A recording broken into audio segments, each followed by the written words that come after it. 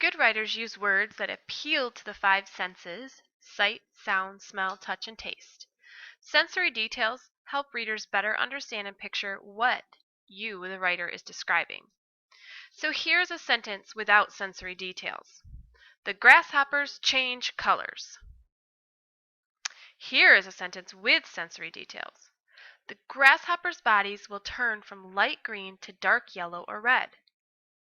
Why is the second sentence easier to understand?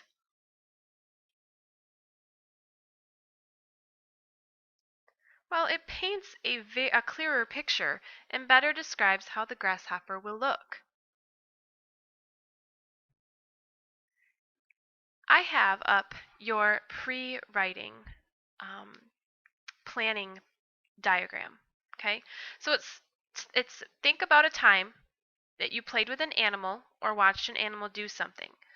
Write a paragraph describing what happened. Okay, so in the example I'm going to show you, I'm going to write about a time when I played with my friend's dog Riley. What sensory details could describe Riley? Well, he always seems happy, so I could use a simile to tell that he looks like he's smiling, and I will put that detail in the sight bubble on my web. So here's what it would look like. Riley the dog smiles like a person. He has brown and black fur, looks like a police dog. My topic is here. He is heavy as bricks, but soft as fur. His fur smells like grass and dirt. He's an outside dog. And you can hear when he wags his tail, it thumps on the ground. All right?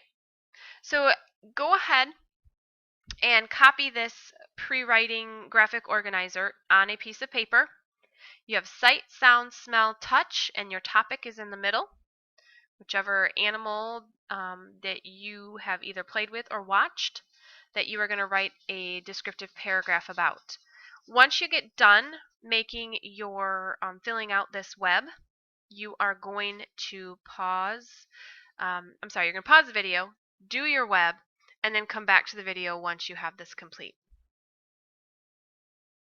Good writers describe things in an order or sequence that makes sense. In the beginning, they introduce the characters, and then they use descriptions to develop what is happening or to show how characters feel.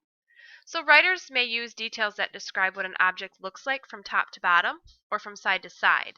They may also organize similar details together, such as details that appeal to a particular sense, like what we did in our web, putting all the sight, the touch, the sound things together. Okay. We need to use transitions that tell where and when, like under or after, and these will help clarify your descriptions and organize your information. All right, so we have our web filled out. We just did that. We are going to work together to draft a paragraph. So how can I put my details from my web in an order that makes sense? Well, I'll put together all the details that tell what Jessica's dog looks like. I'll describe his body and then his face, and then finally I'll write the details that tell how I know he's a happy dog and details about my feelings. So I have to have my title or topic at the top, a beginning that introduces my topic, and then supporting sentences. I can use similes and sensory details to create a clear picture for my readers. So if I were to draft, here we go. Jessica's dog Riley is her best friend. He has soft brown and black fur, which makes him look like a police dog. He's a happy dog. He always looks like he's smiling just like a person. Also, he wags his tail so hard it thumps on the ground as loud as a beating drum. One thing that makes Riley extra happy is exploring the woods. When he comes back inside, he smells like dirt and grass. Another thing he loves is baths. When it's bath time, he jumps onto Jessica's lap and licks her face until she laughs. He's as heavy as a ton of bricks, but Jessica doesn't mind. She loves him so much. I'm glad that Riley's my friend too.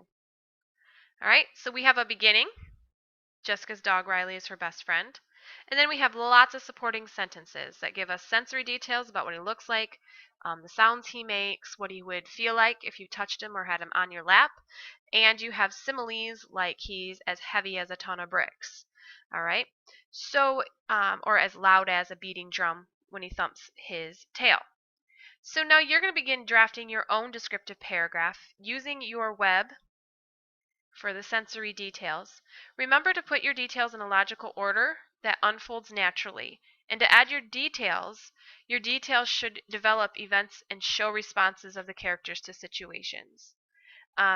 You may want to number the circles on your web to help you organize them in your writing.